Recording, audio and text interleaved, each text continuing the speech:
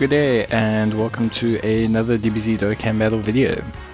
So in today's video I'm going to go through the latest Dokkan event added for the SS4 GOGETA. So in this Dokkan event you take on the new SS4 GOGETA card to get his awakening medals. The two units you can currently awaken with these medals are Nova Shenron and the SS4 GOGETA himself. In terms of the difficulty, it's pretty stock standard. 4-phase fight, nothing too crazy about it, nothing too hectic about it. Definitely don't need anything obviously more than your usual Dokkan event team.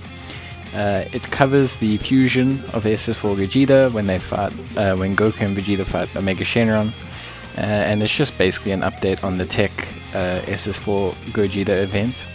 I'm going to use the Majin Buu Saga team, well, the super version of the team, and just kind of see how it goes from there.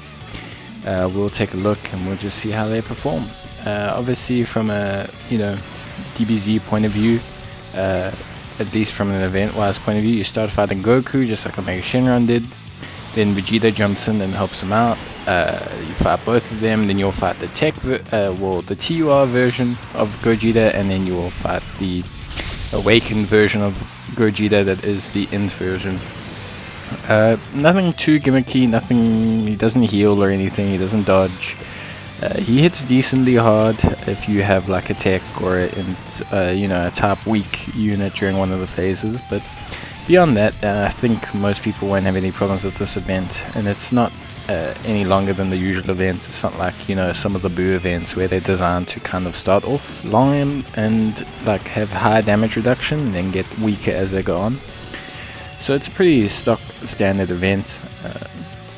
In terms of the team I'm using, the Majin Buu Saga team, it's probably not my go-to team, but it's probably a very strong team, at least from like a performance standpoint. You have the strength Goku and Vegeta Resurrected Warriors card that becomes Vegeta. Very good card, obviously very good defensively, and then can transform into a super offensive state in Vegeta. Then we have obviously the two Goten and Trunks cards, which when linked together do a tremendous amount of damage and are insanely tanky. And then we have the Great Saiyaman LR, the free-to-play one that you get from the friend summons, who's very useful. 100k defense, buffs the whole rotation, gives them ki. We have Tien, who's also operating as a Majin Buu Saga support. No ki, but obviously just a big attack and defense buff.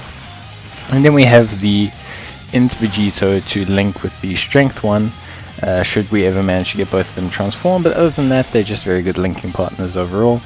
So it's a pretty nice team to run. The things I'd like to improve on this team, just get a couple more dupes. I only have one copy, basically the 55% version of the Int Vegeta, which is a bit weird considering how old the unit is. So hopefully I can get another copy of that unit, and then I can really just kind of push up their performance, because they're probably the only ones that are really lacking, and maybe a dupe in TN somewhere along the lines would also be super helpful. But overall I quite like the team. I've been link leveling them for a while, so they're at like links 7 and 8, so the damage and the defense numbers you'll see will be pretty impressive for whatever percentage that they're on. I've also applied equipment to most of them, when I was using them for SBR, so you will see not their top performance, but you'll see some pretty good performance from these units overall. The only problem I really had was linking the Goten and the Trunks. As anyone who's watched my SBR videos will know, I appear to have a problem with linking Goten and Trunks.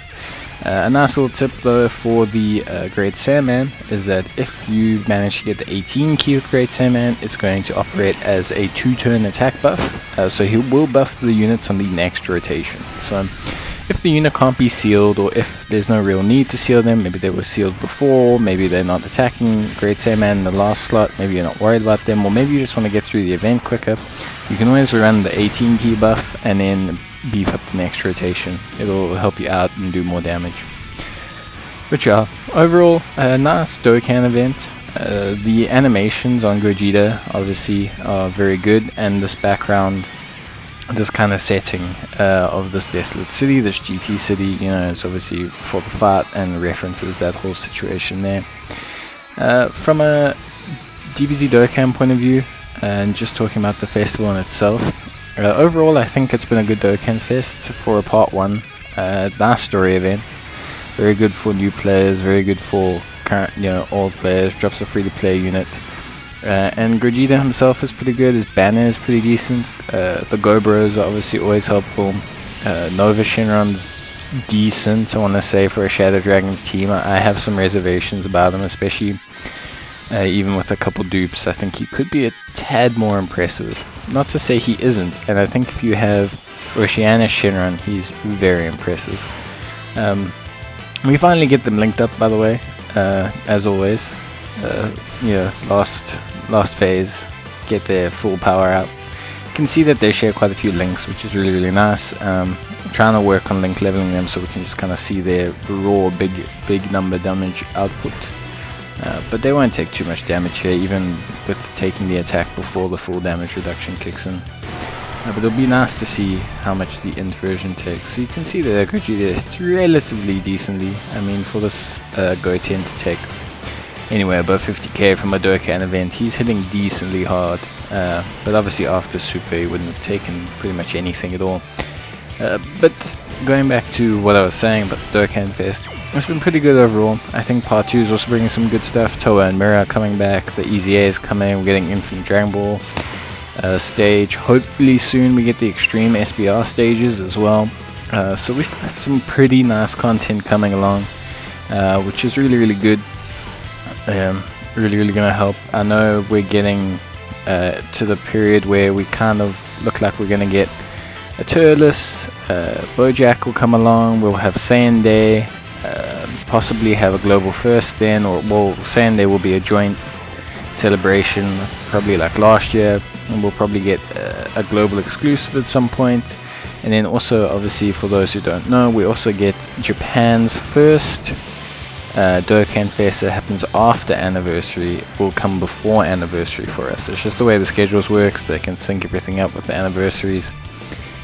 So we still got quite a bit coming along, so there's still very much quite a few stones for you guys to get. So if you want to summon a bit more on Gogeta before saving up for the anniversary, be my guest.